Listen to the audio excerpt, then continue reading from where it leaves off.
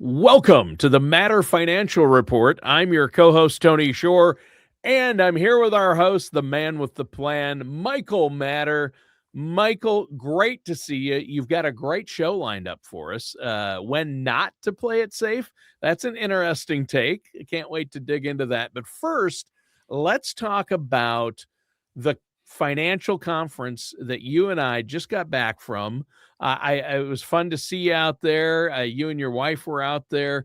It's a big financial conference. It was in Scottsdale, and there are 500 of some of the top advisors from across the United States were there. And you got to exchange ideas, talk to them. There were some great presenters. What did you think of that? Yeah, it's our second year being able to go to this conference. So last year was in Austin, Texas. We had an amazing time there. Got to explore the city. I'd never been to Austin, and this year Yeah. it was in Scottsdale. My wife had never been, so it was at the base of Camelback Mountain. So if you've ever been to Scottsdale, it's an iconic location. So we had an amazing accommodations where we were staying, Tony, and we just had a great time mingling and gaining insights from other advisors too. Yeah. So, how was And your I know, time? well, it was good. And your wife works in the business as well. And they have a women in business segment that she was able to attend. So that's good, isn't it? Yeah, it's really cool. So my wife and I are both advisors. She's not in my practice, so we have that separated out probably for good reasons. I So we told my could stay wife we married. we love each other. We've been married for 32 years, but we decided early on we cannot work together. Yeah. So Yeah. maybe one day we talk about it, Oh, yes. especially when we come back from these events, because she sees all of the amazing opportunities that Gradient, being a partner of mine in my business and what they offer us, she always gets really excited. So it's really cool for her to see that, and so that she knows that our clients are being well taken care of. Yeah. And it's really cool. And that women in business, I always sign her up for that breakfast. It's at 7 o'clock in the morning. So it's the second day of the event. The first night, it's kind of a reception. Hey, welcome. A layout of what's to come and a cocktail hour, which always extends to the bar, which always extends till late at night. So that 7 o'clock in the morning women in business breakfast is always a fun time of me. Hey, you got to get out the door. So Yeah. Yeah. You're saying, hey, we signed up for that. You need to be there. You're pushing her out the door at 7 yeah, a.m. That's rough, though. That's it brutal. is. Yeah, that's tough. Well, I had a blast. In fact, the one of the highlights for me is, and I'll share an image here. I got to meet John Taffer of Bar Rescue fame. I mean, he's done over 240 episodes of that show, or 280.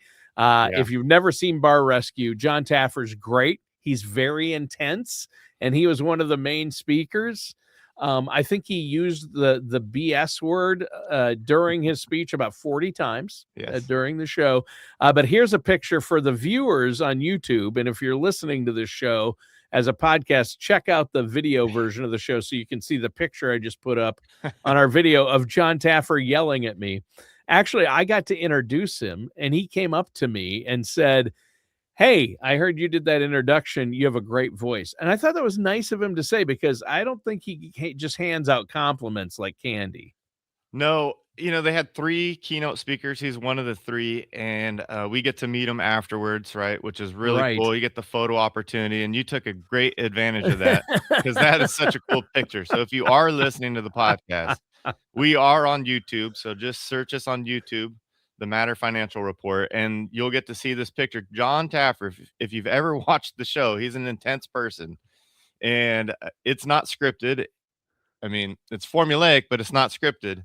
Right. He is that intense in person too. So when he was Yeah, doing he his is. keynote speech, it was, you could see the passion, and that picture is amazing. It looks like he really is yelling at you, but you can tell Yeah. you're both having a good time with Oh, it. yeah, yeah. He did that pose. It was pretty funny. I love that. He was so great, very inspirational, but at the Yes. same time, kind of gave all the advisors there kind of a kick in the butt, saying, "Hey, don't make excuses, get things Yes. done. It's all about time management, not wasting time. Don't make excuses." That was kind of the theme. And boy, I Mhm. like what he had to say. He's been very successful.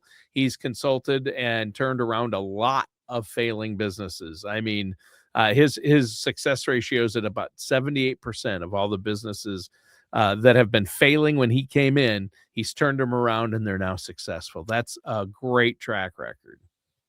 When we go to these events, and if it's not if it's just another industry event where they have a keynote speaker, they usually try to tie themselves into your industry, but they never have a full understanding.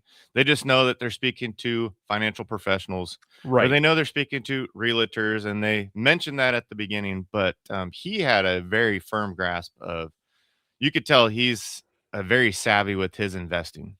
So Oh, he yeah, under he right. knows the financial world, knows what Yes. financial advisors provide and should be providing, and, yeah, he's tapped into Wall Street too. It's a Yes. pretty impressive he's an impressive guy, but he Yes. comes across he's very abrasive, and he's probably, I think, from Jersey. He's got that Jersey or There's some New Brooklyn. York. Yeah, it's either Brooklyn or Yeah. Jersey that he's got going, and I leaned over, I was sitting next to another advisor that, you and I are friends with, Dan Wendell, and I said, "I'm pretty sure this guy's connected." He's mobbed up because, he has that accent. He looks like he stepped right out of Goodfellas, right? Or Yeah. something like that, yeah. No, and my previous life, I was a bartender for 10 years. And so, I realized there was kind of a ceiling in that industry. It was a lot of fun. That before I had kids, it was late nights and I like to stay up late, and Sure. there was always money in your pocket, which is kind of nice. It was Yeah. actually a pretty good way to make a living, but I knew there was a ceiling. Oh, yeah. Unless you own the bar, that was about all you're going to make. And there Yep. was, you can't market much more than selling as much as you can in one night. So I've watched probably all 280 of his episodes, and so I've been a fan of his for a long time. And his message was accountability.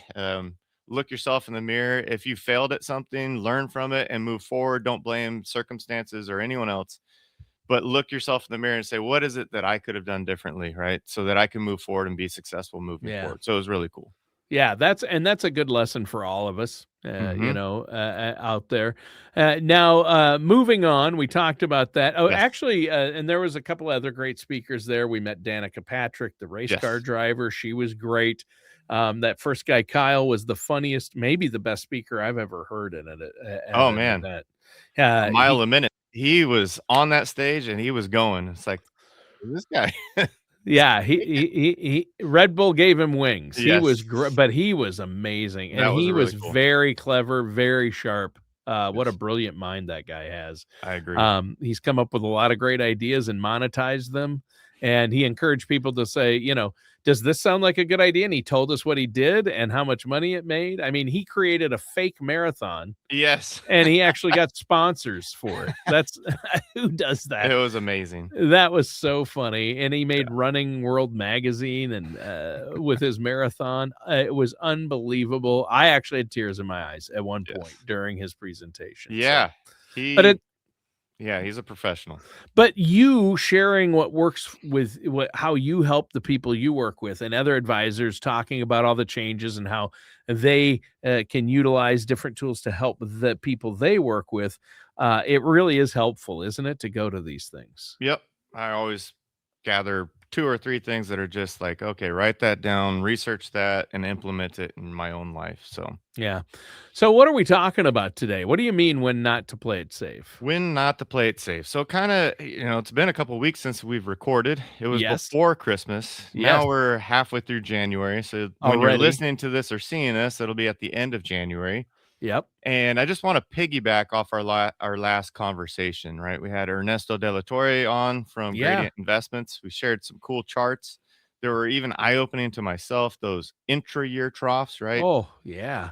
The last 3 years, the S&P has been on fire, 20% 2 years ago. We're in 2026. I got to figure out which year, how Yeah. far we're going back. But 3 years ago was over 20%. 2 years ago was over 20%. And last year it ended up over 17%. So 3 years of the market just being on fire, right? Yeah. Yeah. So where And are past we? performance isn't indicative of future results. It doesn't always mean that, but it is good to know we can have those kind of years in growth, isn't it? Right. Yeah. And inside of those great last 3 years, there's been big downturns inside of Yes. those years, right? So Yes, that there chart has. was really cool to see. So down, I think last year, approximately down about 20% at one point last year. Yeah, in And April, and the we ended, tariff. yep, Yeah. Liberation Day, right? So Liberation Day, which liberated April us 2nd. from our money Yes, for about for a a short month. period of time. But that's why I wanted to talk about why you should not play it safe in retirement. Okay. Because if Interesting you take. if you decided on Liberation Day that you're going to liberate yourself from the market and just say, I don't want to play this game any longer. I don't have the bandwidth or the time to recover from a downturn. I need to get out and go to a safer asset, like just put it in the bank. We saw that it ended up 17% positive. Yeah, but like you said, because of tariffs and over the, in 2022 it was inflation, in last year 2025 it was tariffs, and that market volatility where it has those down troughs, that causes a lot of retirees to become more conservative, doesn't it? It does. And I'm not saying you shouldn't shift your mindset from if you're just starting out and you have a long runway and you're just working and you're in the accumulation phase. Yes, you can take on more risk. And in retirement, you shouldn't take as much risk, but we're saying don't take all of the risk off the table. Okay. And And so why is that? Because of growth opportunities and opportunity loss, right? absolutely. I think I've been listening to other podcasts in the financial realm, and they talked about one of the least performing asset classes over the historical rate of return. Cash is always towards the bottom. Right, So, because it loses. I mean, in retirement, like a lot of our listeners are thinking about retirement or saving for retirement or in retirement. And the day you retire, if you have all your money in cash, what that money is worth when you retire, it's probably going to be cut in half at least by over the that time 20 or 30-year over that period of 20-year retirement. period. I mean, if I look back 20 years, I mean, my wife bought a package of English muffins because I asked her to at the store. I'm like, I've been craving English muffins. I'm going to make some eggs, make my own egg sandwiches, right, for Mhm. breakfast. So make sure you buy a pack of English muffins. $5.36 for a pack of, 6 English muffins. And It's 2 of like, them are gonna mold. yeah, and because you're never going to get through the You're whole gonna get pack. to the first 4 and then Yeah, that's every pack of English muffins yes, we've ever had, ever. mine. How do you know that? That's Yeah, because amazing that's how the you knew that. same scenario. They know how to package those things. They only Oh, need to yeah. sell you 4, they sell you 6, so you go back and buy the next 6, yeah. Yeah, it's crazy. So, but I remember I'm like, and this is part of, I guess, my showing my age here, but I'm like, wait a minute. Just a few years, it wasn't that many, a couple of years ago, I remember buying them when I went grocery shopping, and they were $2 and something. Now they're 5. They're more than double Yeah. right now. They more than doubled in the last 5 years. How is that possible?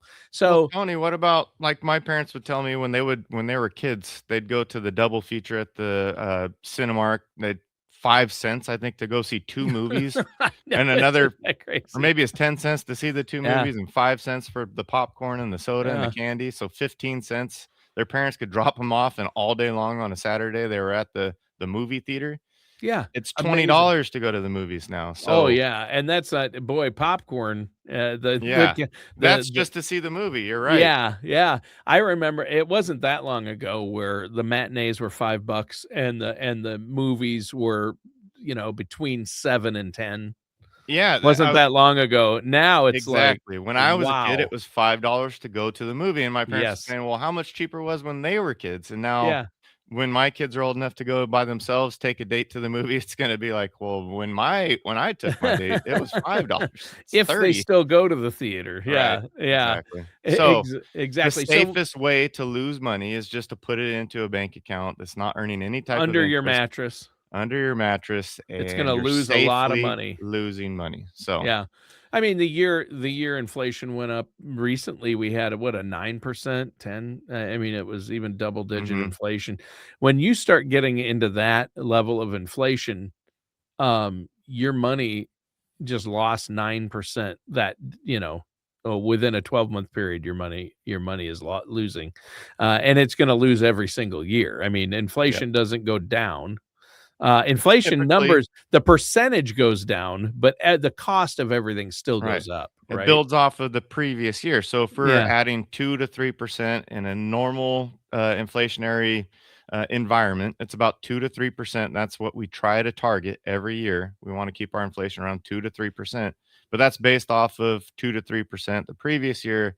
So just like your accounts, we like compounding interest. We don't like it so much when it's inflation, but Yeah, it is compounding it every does year. compound. Yes, inflation compounds. People say prices haven't went down. Right. They say inflation's down, from 9% to 3%, but the groceries are still going up. Well, sure they are. They go up every year.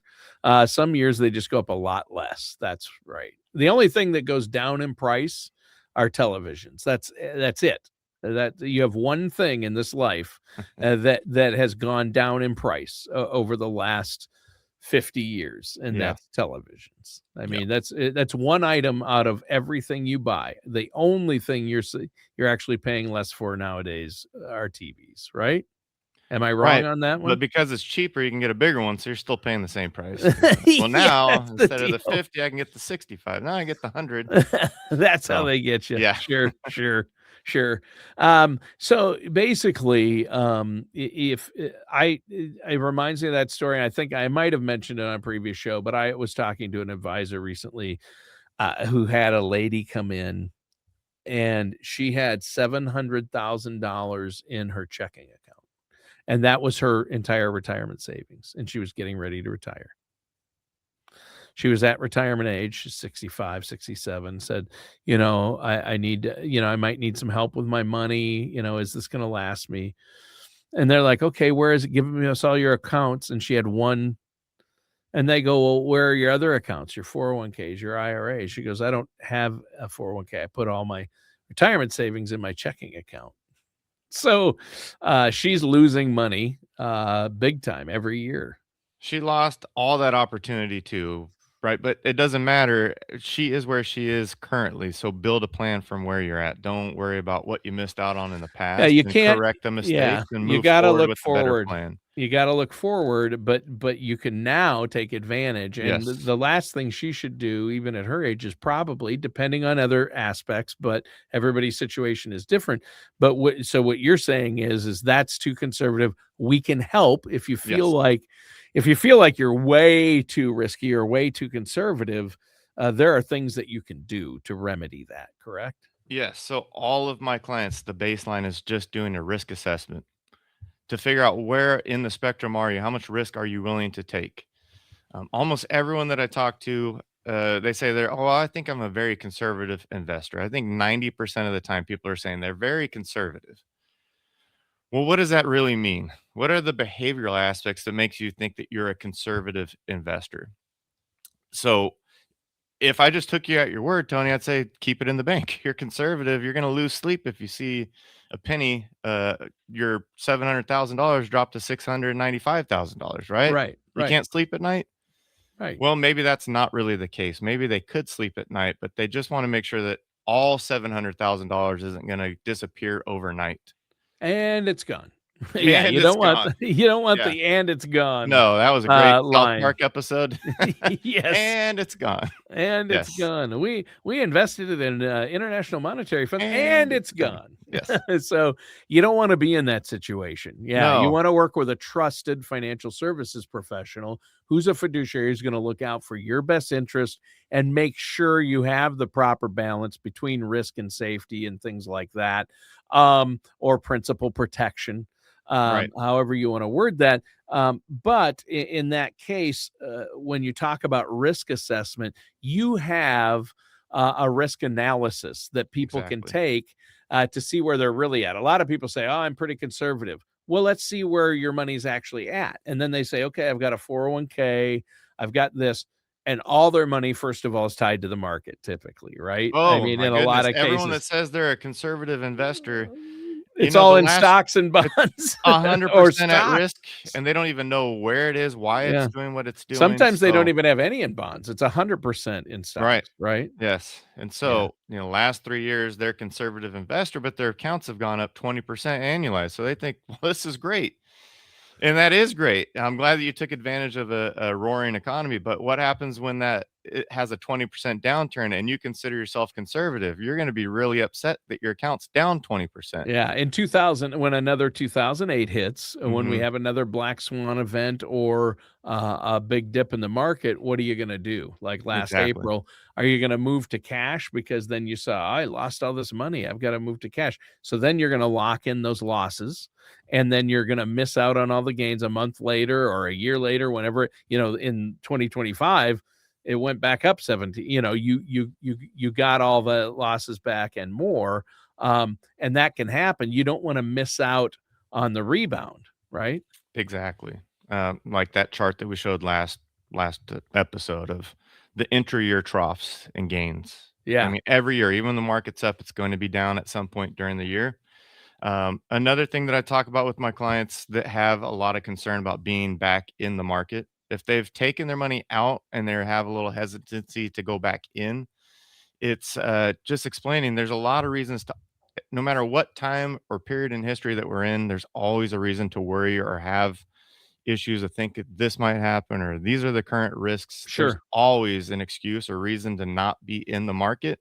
But if we look at historical performance as our probably best predictor for the future, there's always been an issue or a worry, but the market finds a way to keep moving along. And I'm a believer in that. So if I could just show you some of the proof and the reports, it's not my opinion. It's based off of facts that we run from reports specifically tailored to your situation.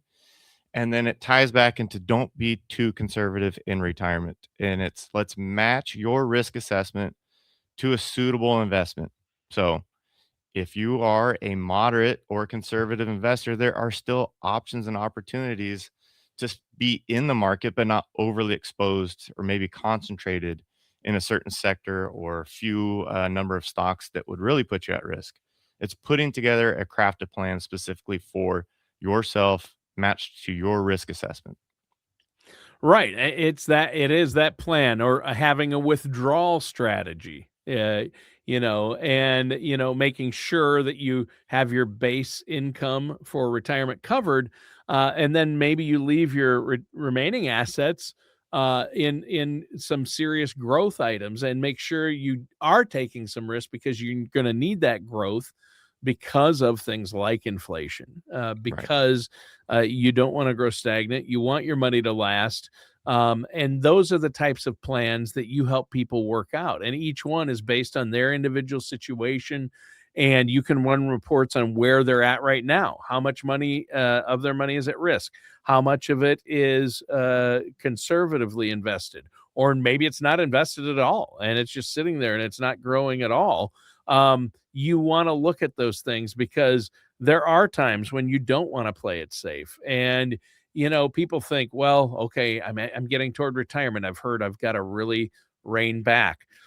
Well, depending on your health and your circumstances, how long do you plan on spending in retirement? People are living longer and longer, and many people spend 20 to 30 years in retirement. So you're still going to need some risk and growth, aren't you? Yes, absolutely. And you talked about the time horizon. I just met with a client yesterday where we talked about three different buckets. You know, family dynamics have shifted with this client. So goals have changed. Outlook on life has changed. So the plan that we had last year has shifted moving forward. So I'd said, well, let's think of it as three different buckets.